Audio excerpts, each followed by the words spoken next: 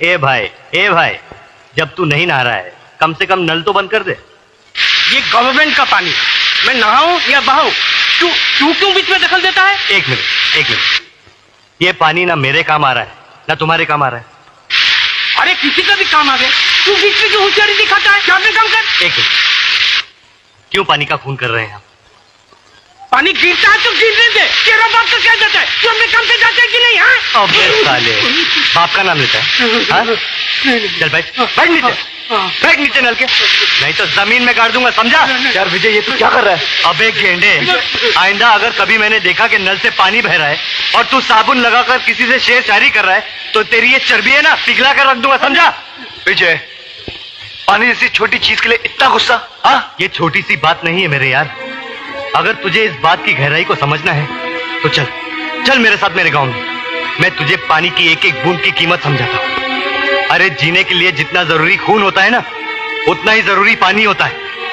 अरे पानी का बंदोबस्त करने तो मैं यहाँ आया था शहर में। काश भगवान ने मुझे इतना गरीब न बनाया होता तो आज ये दिन देखना ना पड़ता। मतलब ये कि काश मैं तेरी मदद कर सकता, लेकिन क्या करूं, मैं तो खुद रोज कुआं खोदता हूं, रोज पानी पीता हूं। अरे यार, तूने तो मुझे सर छुपाने के लिए जगह दी है, लेकिन तू मेरे पैसों की फिक्र मत कर। मैं नौकरी करूंगा, मेहनत मजदूरी करूंगा और मेहनत करके अपने पैसे जमा करूंगा। लेकिन विजय, शहर में नौकरी इतनी आसानी से नहीं मिलती है। अरे ढूंढने से भगवान भी मिल जाता है, तो नौकरी क्या चीज है? हाँ? विजय, तू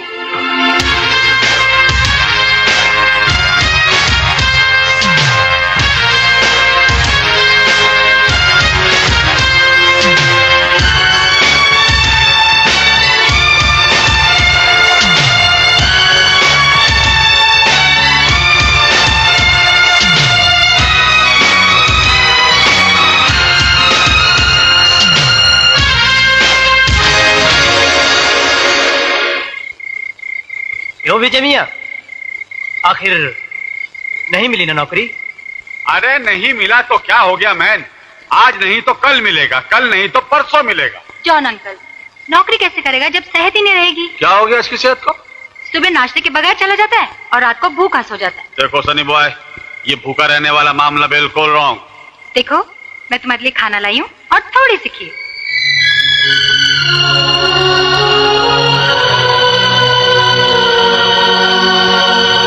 ए भाई, भाई ये गरीब लोग का चाली है। घर का खोली खाली है पर दिल का खोली में बहुत जगह है। अमा विजय मियां, कहाँ हो तुम 3 दिन से? बिल्कुल लापता हो गए हो। वाह, उल्टा चोर कोतवाल को डांटे। अबे पहले तुम ये बताओ कि तुम खुद कहाँ थे 3 दिन से? आप अच्छी तरह जानते हैं, मेरा काम ही ऐसा है, आना जाना तो लगा ही रहता है। 2 दिन यहाँ, 2 दिन वहाँ।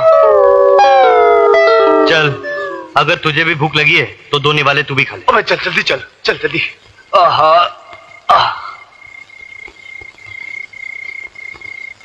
इस लड़के का जो खोएला पैसा है ना, वो इतना है कि उतना पैसा जमा करने का हम लोग सोच भी नहीं सकते। इम्पॉसिबल।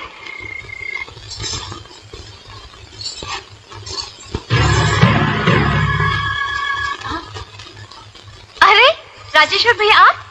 हाँ दादा, कोई समाचार आया तेरे भैया का? कोई चिट्ठी, कोई पत्र, कोई संदेशा? भैया को गए हुए कुछ ही दिन तो हुए हैं राजेश्वर भैया, इतनी जल्दी पत्र कैसे आ सकता है? अब देखो ना, उसे जाकर कुछ ही दिन हुए हैं और मुझे लगता है कि महीनों गुजर गए। चिंता लग गई है उसकी। राधा, विजय का अगर कोई अता पता है तो मुझे दे दे, मैं अभी जाकर उसे चिट्ठी लिखता हूं। ए राजेश्वर, अरे भाई सिर्फ तेरा ही ये हाल नहीं है, हम सबका ये हाल है। अगर उसका कुछ भी अता पता होता तो मैं खुद ही खत लिख देता। अब तो जब वो शहर से खत लिखेगा तो ही मालूम पड़ेगा वो है कहाँ। हाँ राधा जी, जैसे ही विजय की शहर से कोई चिट्ठी आएगी ना तो सबसे पहले मुझे बताना। हाँ मेरी चिंता दूर हो जाएगी। अच्छा मुखिया। नमस्ते। दादा बेटी ये बहुत प्यार करता है विजय से। वो सुसरा विजय का तो कोनो पता नहीं चला भैया, मगर एक नई बात का पता चल गवा है। तो कह रहे वो सुसरा विजय की बहन जवान हो गई है। जवानी का हिस्सा उभरता तूफान था भैया कि हमरी तो नस नस मा। हे राजेश्वर, अपनी आंख का ढक्कन बंद रख।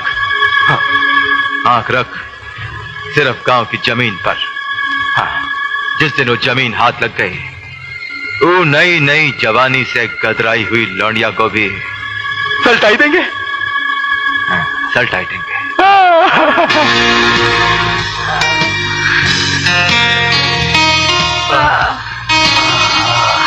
सूजी डार्लिंग, आज तो तुमने मुझे खुश कर दिया। ऐश करो।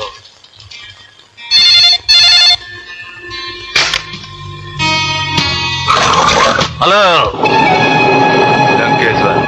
हाँ लंकेश्वर, बोलो क्या बात है? निरंजन, हमरी वो गांव की जमीन का सौदा तो तुम कर गए, मगर अब की बार पैसा नहीं भेजा। अरे भैया, करोड़पति बाप का बेटा हूं मैं। जब चाहूं बाप की तिजोरी से जितना मर्जी पैसा निकाल लूं। तो फिर डालो अपना बाप का तिजोरी में हाथ निरंजन, और हमरा पैसा भिजवा दो। तुम फिक्र मत करो, तुम्हारी इंस्टॉलमेंट पहुंच जाएगी। ओके?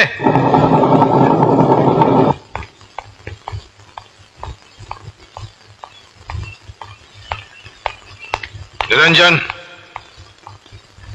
जी डैड। कल रात तुम कहाँ थे? डैड अपने पुराने बंगले पे। वो मेरे दोस्त विकी का बर्थडे था। और पार्टी तुम्ही ने दी थी, और ज्यादा दारू पीकर तुम वहीं सो गए होगे, है ना? बेटे, तुम गुमराही की जिस सड़क पर चल रहे हो उसकी मंजिल ठीक नहीं है। मुकद्दर ने तुम्हें दौलत दी है तो इसका मतलब ये तो नहीं कि तुम उसे दोनों हाथों से उड़ाओ। रहा सवाल तुम्हारे दोस्त और दोस्ती का, तो बरखुरदार जहां दौलत की रोशनी जगमगाती है वहां परवाने आ ही जाते हैं, मगर जैसे ही रोशनी बुझती है परवाने भी गायब हो जाते हैं। वैसे ही जिस दिन तुम्हारी जेब में नोट नहीं होंगे, तुम्हारे ये दोस्त भी नहीं होंगे, कोई तुम्हें पूछने वाला भी नहीं होगा। ओके ओके डैडी, आज से उन दोस्तों से मिलना जुलना बंद, ठीक है? अच्छा डैडी, मुझे हाथ खर्च के लिए कुछ रुपए चाहिए। फिर रुपए? अरे पिछले हफ्ते ही तो मैंने तुम्हें 50,000 रुपए दिए थे। डैडी, महंगाई कितनी बढ़ गई है आपको मालूम है? 50,000 रुपए में हफ्ते भर का खर्चा चलाना बहुत मुश्किल है। डैडी, वो जज का बेटा कतोड़िया, वो 20-20 हजार रुपए एक दिन में खर्च करता है, और वो राजू मिनिस्टर का बेटा 50-50 हजार रुपए यूं उड़ा देता है। दुनिया भर के बेटे क्या करते हैं ये मुझे नहीं मालूम बेटा, मगर तुम जो कुछ कर रहे हो वो गलत है, गलत है, गलत है। कभी पसीना बहा के 1 रुपया कमा के देखो बरखुरदार, तो जान जाओगे कि दुनिया में पैसा कमाना कितना मुश्किल काम है। डैडी, कभी कभी मुझे लगता है कि आपको औलाद से ज्यादा दौलत प्यारी है। नहीं, बाप की सबसे बड़ी दौलत होती है उसकी औलाद। मगर मैं देख रहा हूं कि मेरी औलाद एक ऐसी दिशा में जा रही है जिसका अंजाम ठीक नहीं है। अपने आप को संभालो बेटे, वरना एक दिन ऐसी गहरी अंधी खाई में जा गिरोगे जहां से मैं तो क्या तुम्हें भगवान भी नहीं बचा पाएगा। अपनी वक्त है, संभालो संभालो अपने आप को। Good morning sir. Good morning. आज मजदूरों की पगार का दिन है। मैं बैंक से 10 लाख रुपए लेकर आया हूँ। ओह यस, आप गिन लीजिए। जिन पर विश्वास होता है वहां रुपए गिनने की जरूरत नहीं पड़ती। आओ चले।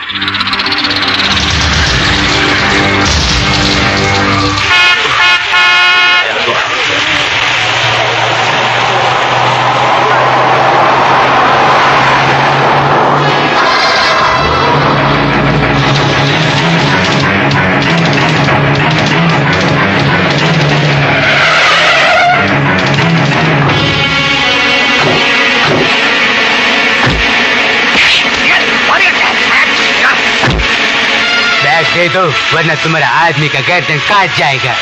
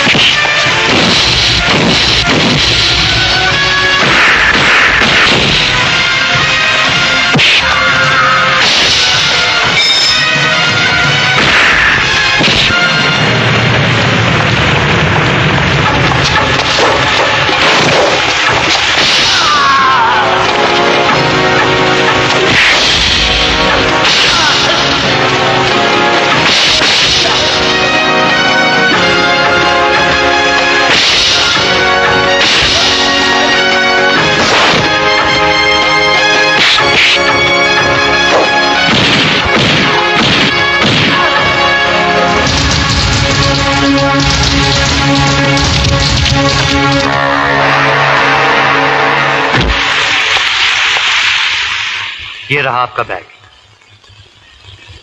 क्या मैं तुम जैसे दिलेर आदमी का नाम जान सकता हूं? साहब, मेरा नाम विजय है। जानते हो इस बैग में 10 लाख रुपए थे। 10 लाख हो या 10 करोड़, जिसकी अमानत है उसे वापस मिलनी चाहिए। ये मेरा धर्म है साहब। मुझे तुम जैसे ईमानदार आदमी की तलाश भी थी और जरूरत भी। इसलिए तुम जहां भी काम करते हो कल से वहां काम नहीं करोगे। वहां तुम्हें जितनी भी तनख्वाह मिलती है मैं उससे दुगनी तनख्वाह तुम्हें दूंगा। कल से तुम मेरे लिए काम करोगे। साहब, असल बात यह है कि मैं भी नौकरी की तलाश में हूं। ये रहा मेरा कार्ड। कल सुबह 10 बजे फैक्ट्री में आ जाना।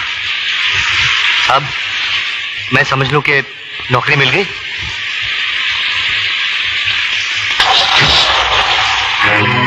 एक मामूली सा काम भी नहीं कर सके तुम लोग। एक बैग छीन के लाने के लिए कहा था, वो बैग भी छीन कर नहीं ला सके तुम लोग। वाह बेटे वाह, तुझे आज अपनी औलाद कहते हुए भी मुझे शर्म आ रही है। अरे दुनिया का बड़े से बड़ा चोर डाकू भी अपना घर छोड़कर डाका डालता है, मगर तूने तो अपने बाप की दौलत पर ही डाका डाल दिया। अपने बाप को लूटना चाहता है तू।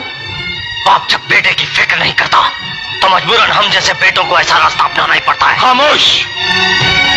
तेरे उन अय्याश और गुमराह दोस्तों पर लुटाने के लिए हराम की दौलत नहीं है मेरे पास। अरे क्या नहीं दिया तुझे मैंने? घूमने के लिए गाड़ियां, रहने के लिए आलीशान मकान, नौकर चाकर और एक अमीर बाप के बेटे का नाम दिया है तुझे मैंने। और तू आज अपनी गलती की माफी मांगने के बजाय ऊंची आवाज में मुझसे जबान लड़ा रहा है। डैडी, वो जमाने गए जब बेटे बाप से ऊंची आवाज में बात करने से घबराते थे। ये 20वीं सदी है। हर आदमी अपनी मर्जी से जीता है। अपनी मर्जी से जीना चाहता है तू? अपनी मर्जी से तो जा, जी कर दिखा मुझे। अपनी मेहनत और पसीने की कमाई से 2 वक्त की रोटी कमा कर दिखा मुझे, तब मुझसे। मुझे कमाने की जरूरत नहीं है। आपकी दौलत पर मेरा भी हिस्सा है। आपके रुपयों पर मेरा भी हक है। कानूनी तौर पर आपकी एक एक पाई का मैं भी हकदार हूं। अपने बाप पर हमला करवाकर जो बेटा 10 लाख रुपए लूटने के लिए इंसानियत को भूल सकता है, खून के रिश्तों को भूल सकता है, ऐसे नालायक बेटे का अपने बाप की दौलत पर कोई हक नहीं होता। कोई हक नहीं होता। इससे पहले कि मैं तेरे खिलाफ कोई ऐसा कदम उठाऊं जिसके नीचे तेरी जिंदगी कुचल कर बिखर जाए, संभाल ले अपने आप को, संभाल ले। ये मेरी आखिरी वार्निंग है तुझे। इसके बाद आइंदा ऐसी कोई तूने गलत हरकत की तो मैं तुझे अपनी जायदाद से बेदखल कर दूंगा।